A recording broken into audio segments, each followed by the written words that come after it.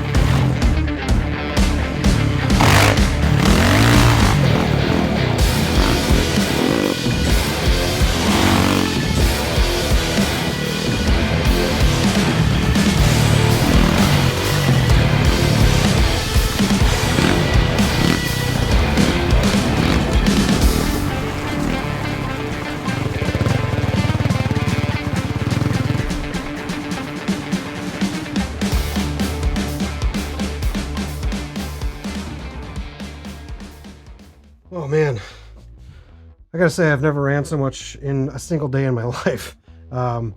So this is the Underslung mode. I filmed most of that video in Underslung, running complete sprints behind dirt bikes. There's a couple times where I did go into normal mode, and then there's a few times where I actually put this thing on like a 6-foot arm, like jib arm, and put this thing way above my head and ran full speed behind some dirt bikes. Could you guys figure out what shots those were? Because they look like drone shots, but they weren't. Anyways, this is the ZHIYUN WEEBILL-S 1 year later review. I've given myself almost a year with this gimbal now to really put it through its paces and see what it can do. And in my personal opinion, I have to say I'm completely happy with this gimbal.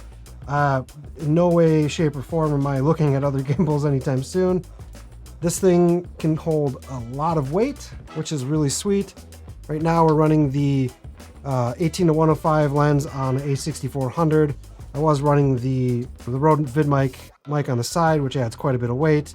And this thing can take it all. It did just fine. In fact, I think this is still kind of underweight. I think this gimbal will do better with a little bit more weight on there. I have noticed that with some heavier setups, this thing has been a little bit more sturdy and a little bit more responsive to what I want it to do. The lighter the setup, the less responsive it's kind of been, and it's been a little bit jittery, or not as stable as it could be, I feel like I should say. So the question is this thing still worth it? There's a lot of new gimbals on the market now. There's the Ronin RSC2, which is about $100–$150 more. And I just I can't find enough reasons to want to upgrade to that, because to me, this thing is just as capable of doing anything that that gimbal can do. It can hold similar weights. It has very similar functions. It's a very similar size. This Weebill-S is a little bit smaller. The other one you can fold in half. I can't really see how you could save much space with the form factor that this thing is. The other one, I think, to be able to go into an underslung mode, you kind of have to fold it in half and do some adjustments. And I really just like how quick this thing can be, where you can just switch it on the fly. I actually have these ZHIYUN quick connectors, which you can use these anything with a 1/4-20, really. I have these things on a couple light stands and other things that I just want to quick connect and move from stand to stand. I actually had another handle just fully attached to this at all times that I would use and not have to switch back and forth, so then I could really have two hands on stuff. But I kind of found it most of the time, just having the one works just well. You can just switch it really quick on the fly and boom, you're there. I really, really like these quick setups, and you can, like I said, use these on anything. You can mount these on tripods. So I don't know, this thing can pretty much do everything I want it to do. It is very smooth, and let's face it, the one thing that you want your gimbal to do is be steady and smooth. There are some times when you are in this gimbal where if you're in underslung mode, you do kind of have to practice on this gimbal to kind of see how it turns. With lighter setups, I've noticed that's been a little jerkier at times, but you can go into the motor settings on this, change all the settings, your speeds.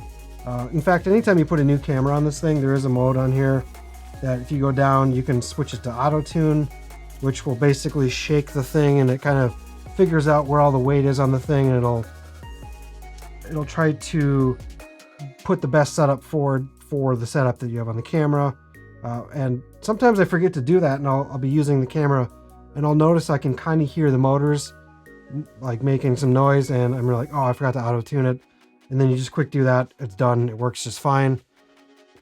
But yeah, I mean, I don't have any complaints on this thing. I think it does everything I want it to do. It's small, it's light as can be, it's made of mostly plastic. It has the batteries underneath here, so it's not taking up any room. And these batteries are like 14-hour batteries. They last like all day.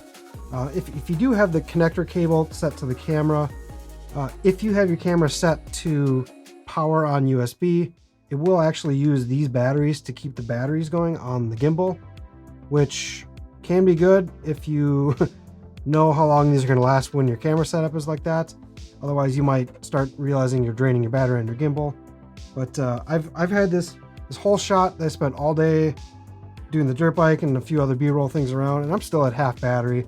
So I'm thinking we've probably used it about 8 hours right now, and it's still got plenty of juice left on this thing, which is awesome. I personally use this thing so if you have the Sigma 16 lens and you're trying to vlog with this thing, this lens is no stabilization. The camera that I'm using this on has no stabilization. So this gimbal for me is worth its weight in gold when I want to use this lens. And I don't always use the lens. Sometimes I do kind of like some shaky footage. It does kind of give this realism, but if I'm doing a lot of stuff where I'm walking a lot, I'm probably going to be using this gimbal because it's just the only way to make this lens look super good and not shaky. I have done a few music videos recently. I did one for my buddy's band. I'll show some clips here where I was on my boosted board here on the side of a Hennepin Bridge in Minneapolis. Kind of a risky bridge to be driving around on a skateboard, but me and him kind of just drove around, and I filmed the music video of them driving. I was right up next to the car at 25 miles an hour on a skateboard, hitting a lot of little cracks and bumps, and this thing made it look just super epic and smooth as can be. I believe I was mixing those up with the Sigma 30 and the Sigma 16, so you can kind of get an idea of how smooth that footage was. What I do really like about this one is you can kind of just quick change the tilt on this thing without really affecting the motors, which is something other gimbals don't let you do. They kick back on you. So this other one uses the Manfrotto plates or Swiss Arca plate, so you can just take this thing off, put it on tripods, which I do all the time. In fact, I pretty much live this Weebill adapter plate on this camera, regardless of what I'm using. I just use this because it's a great plate. I don't have to take it off, don't screw around with stuff like that. So as far as using this gimbal with phone app, you can bring in the ZHIYUN Play app. It's called ZY Play in your app list. You connect it through Bluetooth, connect it, let's see how fast this is, and it's now connected. So now you can jump into your menu, which shows all your settings. You can change all the modes with the setting. You can use a remote. You can change your speeds. You can go to like lock mode and go left, right, up, down. And then you can even go into the sync mode, which I've used a couple times for stuff. It's kind of gimmicky, but it allows you to, control the camera with your phone. I feel like the most I've ever used this is I've just set it on a tripod, and when I had someone walking by, I slowly started following them as they walked by. But for the most part, something like this, you're probably not going to use. Everyone talks about it. You can put it outside your car and all that. It's not the most smooth operating system. I mean, it looks cool. It's fun to play with, but it's not something you're going to necessarily use a lot. But it's fun to have. You don't have to use the app on this, though. All the settings you can just control right here in the gimbal, which is huge. I love that you can just do that. So now that you've kind of seen what you can do with this running full speed behind dirt bikes, let's go see what it is like just to walk around with it, point it at yourself, maybe bring out the dogs, get real low to the ground while you're walking your dogs, make some cool epic moves. So let's go check that out.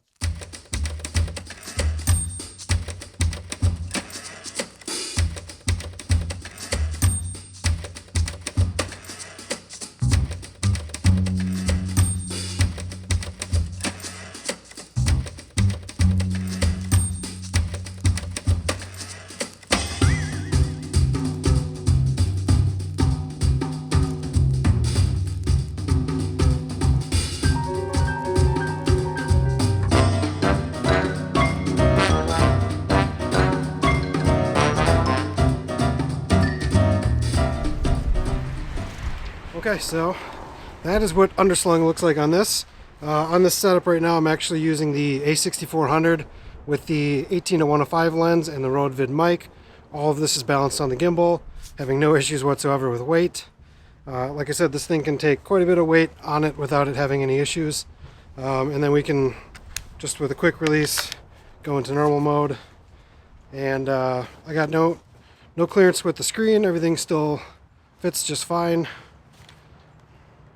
Some people, once you start working around, you can either get this second bracket for a microphone down here that you can rotate, but everything on this camera just balances just fine. So I'm just doing it that route. So let's go see if we can turn this thing around to selfie mode and see what it looks like walking around. If you're planning on using this gimbal to turn around and talk to it while you're walking around, there's two ways you can do it. Right now, currently the way I'm using it is I'm holding the gimbal backwards. I did not click it in selfie mode, and I personally like this option better just because there's not the handle mount that could get in the camera, which can peek in there every now and then.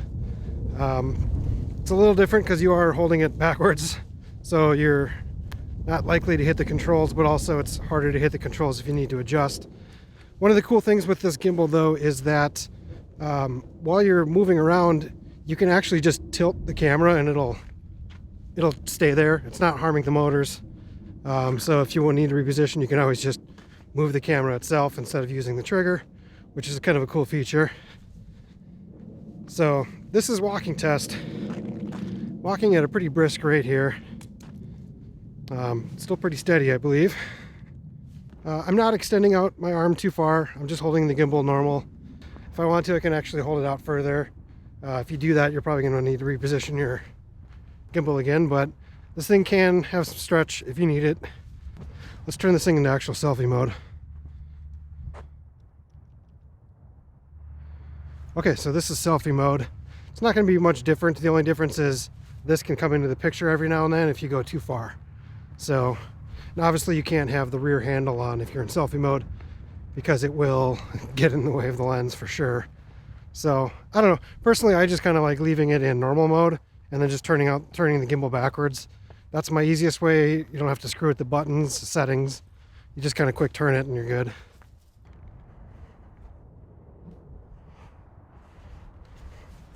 So a big question is, can you run with this gimbal? If you watched the other part of the video with the dirt bikes, pretty much the whole time I was filming that, I was just sprinting, with the exception of a couple times where I'm like turning and following the person. But I think it did a really good job, like full out run. And then also the golf cart going down the hill. I didn't have the other camera on, but it was really bumpy on that golf cart. And you saw what the footage looked like. It completely smoothed it out. There'll be no stabilization in post on this video, by the way. It's always weird when you're on a path and someone comes flying up behind you. Let's give it the run test, see what this thing can do.